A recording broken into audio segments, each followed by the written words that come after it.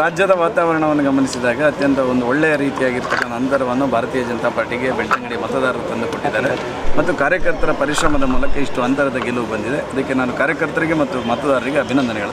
ಖಂಡಿತವಾಗಿಯೂ ಜನ ಇವತ್ತು ಕಾಂಗ್ರೆಸ್ನವರು ಕೊಟ್ಟಿರ್ತಕ್ಕಂಥ ಗ್ಯಾರಂಟಿಯ ಅಂಶಗಳೇನಿದೆ ಅದನ್ನು ನಂಬಿದ್ದಾರೆ. ಜನ ನಂಬಿ ಇವತ್ತು ಕಾಂಗ್ರೆಸ್ಸಿಗೆ ಮತದಾನ ಮಾಡಿದ್ದಾರೆ. ಇದು ಮೋಸ ಮತ್ತು ವಂಚನೆಯಿಂದ ಮತದಾರರ ಮತವನ್ನು ಪಡೆಯುವ ಸಲುವಾಗಿ ಕಾಂಗ್ರೆಸ್ ಮಾಡಿರ್ತಕ್ಕಂಥ ಷಡ್ಯಂತ್ರ ಎನ್ನುವಂಥದ್ದು ಜನರಿಗೆ ಇನ್ನೊಂದು ವರ್ಷದಲ್ಲಿ ಅನುಭವಕ್ಕೆ ಬರ್ತದೆ. ಮತ್ತು ಈ ಕಾಂಗ್ರೆಸ್ಸನ್ನು ಎಲ್ಲಿಯೂ ನಂಬದ ಪರಿಸ್ಥಿತಿಗೆ ತಂದಿಡ್ತಕ್ಕಂಥ ಕೆಲಸ ಕಾಂಗ್ರೆಸ್ನವರೇ ಮಾಡಿದ್ದಾರೆ.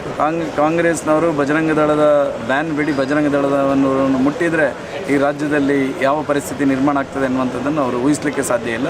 ಖಂಡಿತ ನಾನೊಬ್ಬ ಹಿಂದೂ ಆಗಿ ನಾನೊಬ್ಬ ಬಜರಂಗ ದಳದ ಸಂಪೂರ್ಣವಾಗಿರ್ತಕ್ಕಂಥ ಶಕ್ತಿಯನ್ನು ತುಂಬತಕ್ಕಂಥ ಒಬ್ಬ ಶಾಸಕನಾಗಿ ಯಾವುದೇ ಕಾರಣಕ್ಕೆ ಈ ರಾಜ್ಯದ ಹಿಂದೂ ಸಮಾಜ, ಈ ರಾಜ್ಯದ ಸಂಘಟನೆಗಳು, BJP ಯಾವತ್ತೂ ಬಜರಂಗ ದಳದ ಬಗ್ಗೆ ಯಾವುದೇ ರೀತಿಯಾಗಿರ್ತಕ್ಕಂಥ ಕ್ರಮವನ್ನು ಕೈಗೊಳ್ಳಲಿಕ್ಕೆ ಮುಂದಾದರೆ ನಾವು ಈ ರಾಜ್ಯದಲ್ಲಿ ಉಗ್ರ ಹೋರಾಟವನ್ನು ಮಾಡಲಿಕ್ಕೆ ಖಂಡಿತ ಅದರ ನೇತೃತ್ವವನ್ನು ವಹಿಸ್ತೇವೆ.